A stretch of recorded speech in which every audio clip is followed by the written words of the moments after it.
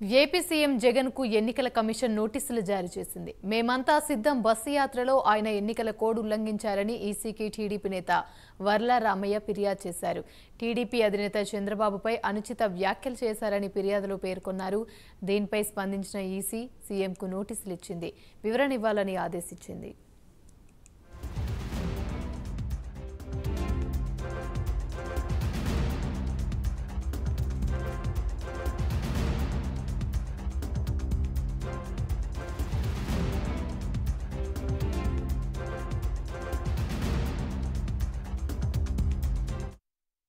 Right, ఇక ఇదే అంశానికి సంబంధించి మరిన్ని వివరాలు మా ప్రతినిధి రవికృష్ణ అందిస్తారు. రవికృష్ణ, చెప్పండి. యామిని, సీఎం జగన్ కి ఎలక్షన్ కమిషన్ అయితే నోటీసులు ఇచ్చింది.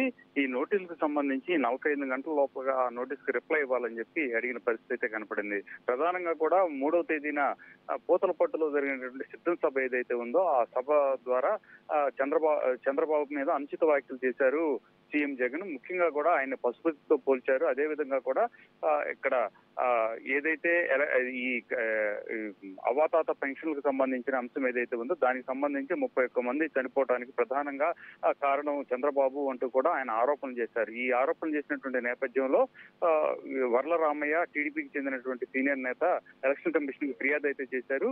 ప్రధానంగా కూడా ఎలక్షన్ కోడ్ అమల్లో ఉన్నటువంటి సందర్భంలో ఇటువంటి వ్యాఖ్యలు చేయడం కూడా ఎలక్షన్ కోడ్ ను ఉల్లంఘించడమే అని ఆయన అయితే ఆ ఫిర్యాదులో పేర్కొన్నాడు.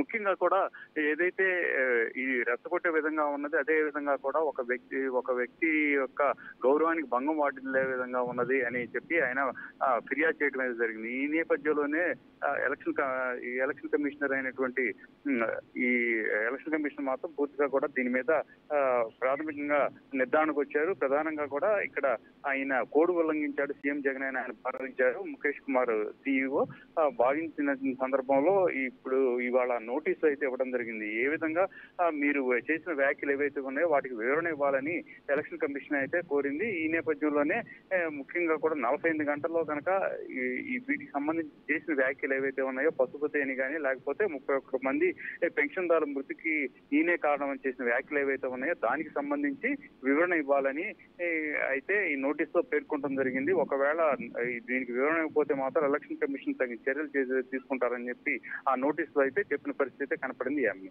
Right, thank you Ravikrishna.